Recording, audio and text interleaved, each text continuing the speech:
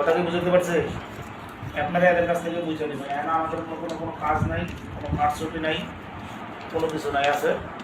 এই যে আমার মামুরে আমি বুঝা দিলাম, টিয়া মামা কন্যা নিতে আছে, যে মামু আছে, ও না না আমার বোরের শ্বশুর, মানে আমারও শ্বশুর, আমরা বোরে তোমার মিলাই মনে করেন এগুলো ধরি। পাইছেন তো? টিয়া বুঝতে পাইছেন তো? আবার কিছুক্ষণ পরে করেন না যে আমরা আর আপনাকে লগে আজকে থেকে আমাকে লগে এই পর্যন্ত রুগী পর্যন্ত মন্তব্য বালা মন্দ বাকিটা আপনাদের আমরা বুঝে নেব। বুঝতে পারছি? আগে আমরা যদি টাকা অর্ডার না করতাম, সহযোগিতা না করতাম, আমরা কিন্তু হাঁটাইতে থাকতে পারতাম।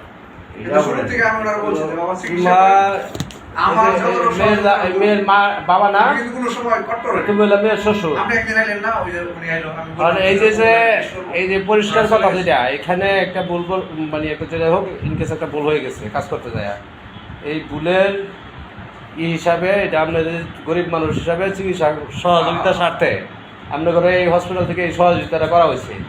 এটা 10 জন পয়সা এটার সিদ্ধান্ত নিচ্ছে। এর দ্বিতীয় এর বাইরে কি আপনাদের কোনো আরো কথা আছে কিনা বা অসন্তুষ্ট আছেন কিনা, এটা থাকলে পরিষ্কার কথা করবেন। আর দ্বিতীয়বার আপনাদের রুগী ভালো হবে না মন্দ হবে এটা সম্পূর্ণ আল্লাহ পাকের ইচ্ছা, আপনাদের ইচ্ছা। মানুষ তো চিরদিন বাঁচবে। এখানে এরপরে হসপিটাল সম্পর্কে বা এখানে এই বিষয়ে কোনো কথা শুনবে না বা আপনারা বলতে পারবেন না, শেষ। না এটা কিছু হইব না, মানে এটা আল্লাহ পাক জানে, মানে নাকি? এটা যা গেছে আমি কিছু কুলাই